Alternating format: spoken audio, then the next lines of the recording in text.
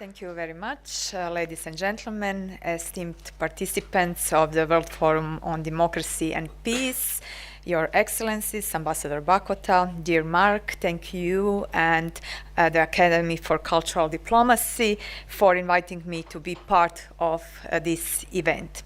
In my address, I would like to touch on the values on which Europe was founded as a unique human community. These values are an integral part of our identity and the European way of life. Their respect is a prerequisite for preserving peace and democracy, establishing intercultural and interreligious dialogue, and protecting human rights. What we identify today as Europe is the result of a 1,000-years-old tradition and the encounter of worlds. On the one hand, the Greco-Roman tradition, and on the other, the Jewish-Christian tradition. These two traditions were and remain the bedrock of the development of European identity as we know it today. However, in addition to the mentioned roots that directly contributed to the building of European society, over the centuries, it was also exposed to various influences viewed from a cultural and a religious standpoint. Yet, the conclusion is clear. Europe today is understood as much more than a geographical area and a set of countries. It is a political entity and as such recognized as an international actor on the global political scene and a guiding star in the fight for human rights and the rule of law. Let me remind you on Konrad Adenauer's words, who said, "The process of integration and building of larger communities of people serves to uphold the Western Christian values that give meaning to our lives. Furthermore, it serves social progress and material well-being, which in a democratic world can be achieved not in conflict, but in harmony with the freedom of individuals and nations." Adenauer did not accidentally mention the upholding of Christian values as the substance of source of meaning to uniting Europe first. Social progress, material well-being, and democracy come after. For Adenauer and his fellow pioneers of a united Europe, Robert Schuman, Alcide de Gasperi, Jean Monnet, it was beyond question that the European Union must first and foremost be a community of values. The rule of law and the strong focus on human dignity and human rights are the fundamental values on which Europe is built and which have contributed to the creation of the image of Europe as a desirable place for living. This attracted immigrants from post-colonial countries to Europe from the 1960s until today, but it also resulted in new waves of immigration in recent years, which modified the demographic, ethnic, cultural, and religious context of Europe. Therefore, today we think in terms of multiculturalism and different religious identities in order to build a common society in which religious, cultural, and ethnic differences will be respected, and for which the basic premise is readiness for dialogue, which should aim at openness to others and the establishment of relations with others, necessarily including respect for others and their identity. Of course, this should always be based on reciprocity. Religion is reflected in a person's perception of the world and way of life, and since immigrants come from cultures that are very religious, it is also very important to try to get to know the religion of others through the prism of their culture, and their culture through the prism of their religion. This is prerequisite for the integration of non-European immigrants into European societies, and this is always a two-way process. It requires openness, goodwill, and commitment from both the host and the new arrivals. However, it should be emphasized that a multicultural society might be difficult to achieve without majority domestic culture, which is self-aware and does not renounce its own identity. After all, the new arrivals have the right to a safe and reliable host who has a clear and consistent system of values. Christianity, which is attributed to being the link to creating the European identity, which is a set of universal values, has thus acquired a role that is not only historical, but the one that is essential to the European way of life. Pope Francis believes that Europe should become a point of reference for all humanity, and in order to do so, Europe should not revolve around the economy, but around the human dignity and fundamental values. One of the European values is the promotion and protection of freedom of religion or belief. The European Union pays particular attention to the individual's right to believe or not to believe, alone or in community with others, and to freely express his or her beliefs. Freedom of religion is a fundamental human right that is increasingly being reduced to purely ritual freedom, or is being restricted under the pretext of introducing and promoting some other rights that we are not sure can be defined as a fundamental human rights. We must be concerned about the data published by organizations that monitor the state of religious freedom, which indicate that religious freedom is being violated on a daily basis. According to the latest report on the state of religious freedom published by the Observatory on Intolerance and Discrimination Against Christians in Europe, increasingly frequent attempts to criminalize traditional religious teachings or restrictions on freedom of conscience have been observed, as well as the rise of radical extremist groups in Europe, the burning of churches and their desecration, whereas in third countries they observe instances of believers being denied to possibility to exercise and practice religion, forced conversions, complete exclusion from public and social life of religious minorities, up to blasphemy laws leading to the death penalty. Organizations such as Aid to Church in Need and Open Doors International also report regularly on this situation. Their investigations show that Christians are the most persecuted religious group in the world.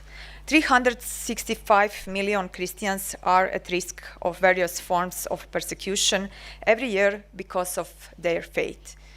This means that 1 in 7 Christians lives in a country where faith in Jesus Christ involves the risk of arbitrary displacement, arrest, various human rights violations, even death.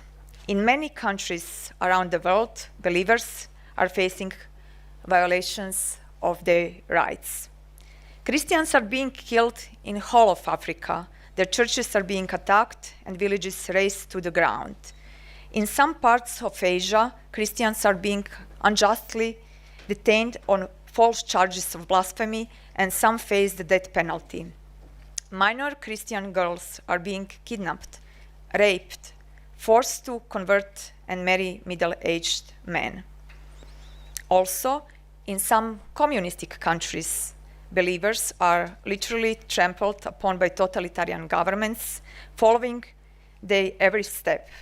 We should not forget that the wars in Middle East and crimes committed by ISIS and Daesh and the lack of an adequate response from the international community led to the fact that Christians almost disappeared from the cradle of Christianity.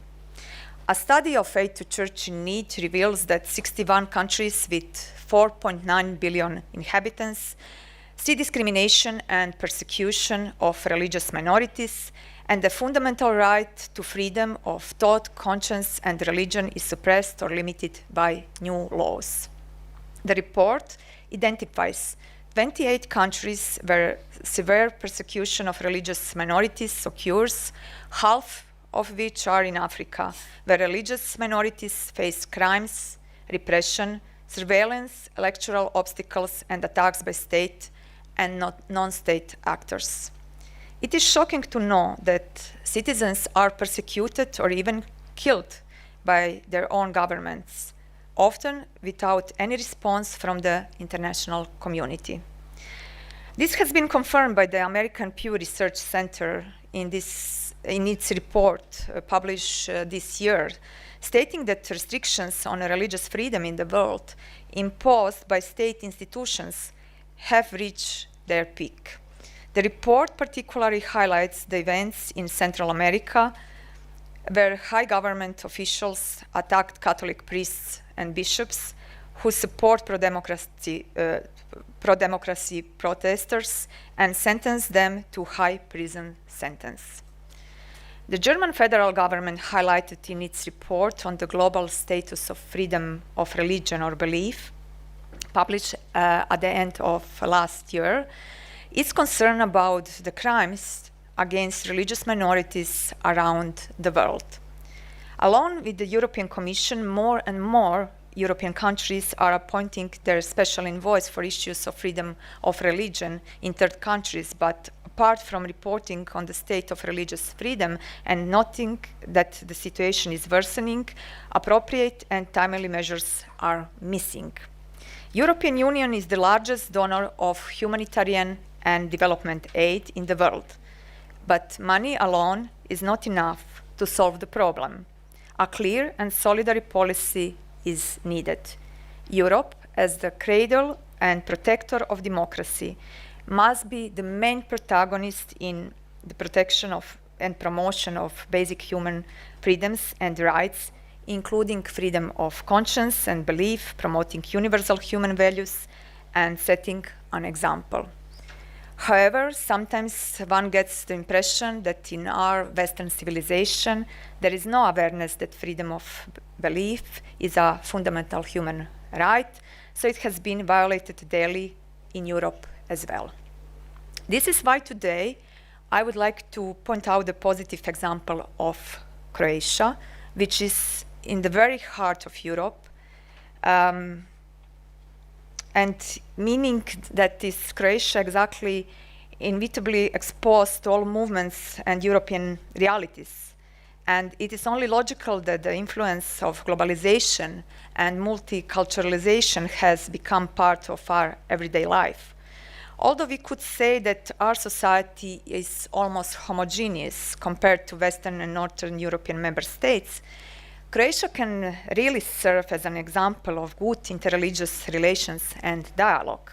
Being a minority in Croatia does not mean being less important or without a voice. This is illustrated by the 108-year-long tradition of legal and institutionalized Islam in Croatia, which is reflected in the fact that Muslims in Croatia form an important part of society and are fully integrated into Croatian society. The situation is similar with other religious communities that are part of our religious and national heritage, and this especially applies to Reformed Christians whose presence in Croatia has been recorded since the 16th century. The Act on the Legal Status of Religious Communities, which has been in force since 2003, provides legal certainty and foundation for the registration of and work of various religious communities. The Constitution itself, as the highest legal act, protects and guarantees freedom of conscience and religion, as well as the freedom to demonstrate religious and other convictions. The Constitution further stipulates equality of all religious communities before the law and their clear separation from the state. These provisions, in addition to representing the greatest value of legal regulation, are also a lived reality in Croatia. In this way, religious communities are enabled to communicate with not only state bodies and institutions, but with each other. They are invited to exchange experience, cooperate, respect each other, and work for the welfare of the people they serve. This is exactly what happened in Croatia. Among believers and religious leaders, there is a clear awareness on the religious values of dialogue and tolerance, which is implemented in our country in a unique and praiseworthy way. As is apparent from the above mentioned interreligious dialogue, is not only a promoter of tolerance, peaceful coexistence of people and their religious traditions, but it also enriches mutual knowledge of different cultures. It's also a path of growth in the faith and an offering to the salvific transformation in the world. Through targeted political and diplomatic action and cooperation with the framework of relevant international and regional organizations and initiatives, Croatia actively contributes to the strengthening and protection of fundamental rights to freedom of thought, conscience, and religion at the international level, and it's one of the members of the International Religious Freedom or Belief Alliance. In the field of development and humanitarian cooperation, starting in 2021, on my initiative through a university program, Croatia awarding scholarships for young Christians and other people in need who are persecuted for their faith from the Middle East, Asia, and Africa. Those are young people whose human rights are systematically violated because they represent a religious minority in their countries. We enable them to exercise their right to education by studying in Croatia, and their obligation after completing their studies is to return to their homeland and build a better and more tolerant society. By sending direct aid through development cooperation, which is an important segment of our foreign policy, to most threatened religious groups, our goal is enabling them a dignified life and conditions in order to remain in their homeland. All this suggests that we understand how the struggle for human dignity has become the most important struggle today, in which we must not be mere observers. More than 75 years after the adoption of the United Nations Universal Declaration of Human Rights, the struggle to protect and ensure fundamental human rights that we promised to protect unconditionally still requires the same level of attention and represents an even greater challenge to which we have a duty to respond not only with words but also with deeds. Thank you for your attention.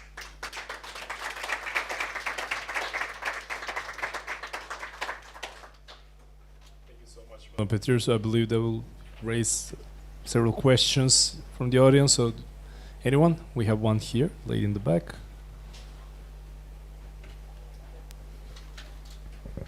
Thank you very much. Very interesting.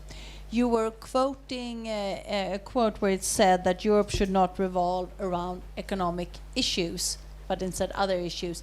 I was wondering, is that your opinion as well? Because I mean, looking at today, Europe has hardly no economical growth at all compared to America and Asia. Thank you. Yes, I quoted Konrad Adenauer, who was the father of United European Union, and he, as well as Alcide de Gasperi and Jean Monnet, was practic believers. They go every day to the Holy Mass, and they want to have union of values first.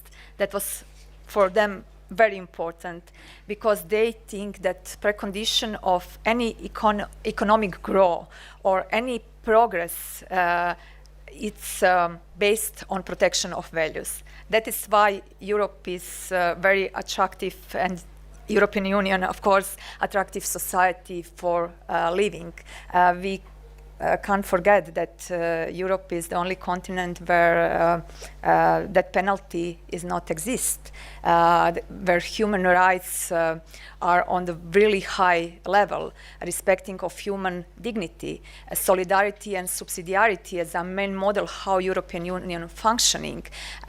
All those are Christian values, and they exactly took a source of idea about United Europe from those values. And I think that it's really important that we protect these values, and that we need to know who we are if we want to build the society, which will be society of dialogue and inclusion. Because if we forget who we are, how we will accept others who maybe are totally different than we are. Thank you, Madam Petir. Do you have another question? We have time, so Yes, I have. Yeah, go ahead. Yes, I have a question. Go ahead. Please go ahead. Yeah. One of the when I was in the EU, one of the things that was a big issue around religious groups was the funding that goes, the decreasing of funding that is going to religious schools, and how that is impacting the way that they are able to transfer religious values as a right to religion. And so then, as Europe is getting more and more attractive, from your experience, how is that being addressed to actually revert that kind of challenge that is being faced? Because that is something that it's one thing to say we support religion, and another thing to say we actually sponsor religion through the education system. I could mention an example of Croatia, where we supporting as a state different religious group. We recognize them, and we also financing their work. That means that we have religious teaching in our schools, and pupils and their parents could choose it as a for studying. But also it seems to me that it's important here to mention that Croatia recognizes not only religious minorities but also national minorities, and by our constitution and by our electoral law, we ensure for representatives of national minorities to have their MPs in Croatian parliament. So state directly helping religious freedom and teaching about different religions in schools and in churches and in different religious societies, but also through their representatives of national minorities who also represent in some way different religion. We ensure realization different project which could help them better communication and dialogue with whole society.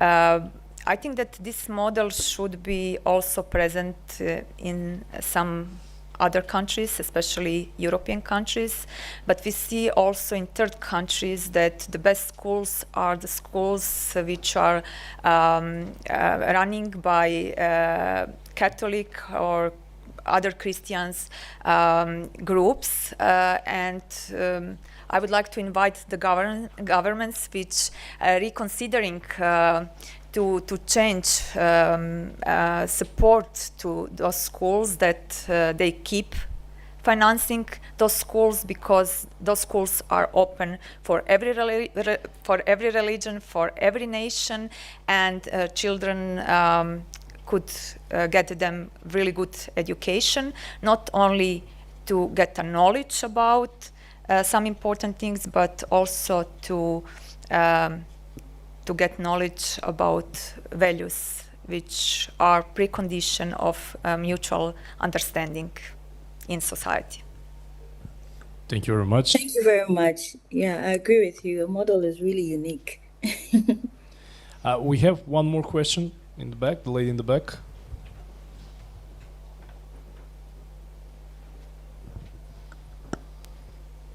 Thank you very much. Anna Roshinska, I'm an ICD student here and this year. You are speaking about some kind of Christianity values that European Union was based on, which is true because Schuman and Adenauer, they in the way to united Europe, they were focused on those values. Do you think right now European Union is shifting away from those foundation how do you perceive this this issue? Or is it something that we have to do, or we don't have to do anything in this case? Thank you. I think that we should be credible. That means that if we stand for Christian values, we need to testimony these Christian values in our lives. It doesn't matter if we are politicians, teachers, students, or we have some other occupation. That means that those values are worth for a fight and for a changing of our lives, because it seems to me that we used to be in our four walls and to be politically correct and not to stand for protection of these values. And if we don't know on which values are based this unique community we call European Union, then we cannot build society which will be inclusive.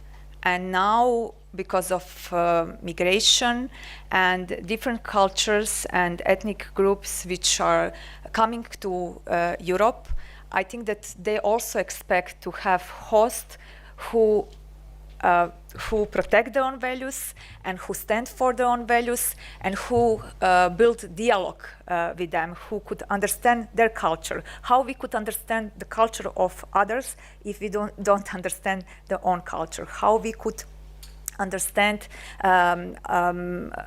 religion of others if you don't understand their own religion? So we need to be examples, and I think that we need to testimony with our lives and with our deeds. That's what we talking with our words. So Europe need to come back to Christian roots if it want to be the place which will be place of dialogue, multiculturalism, place of tolerance, and inclusive place for all people.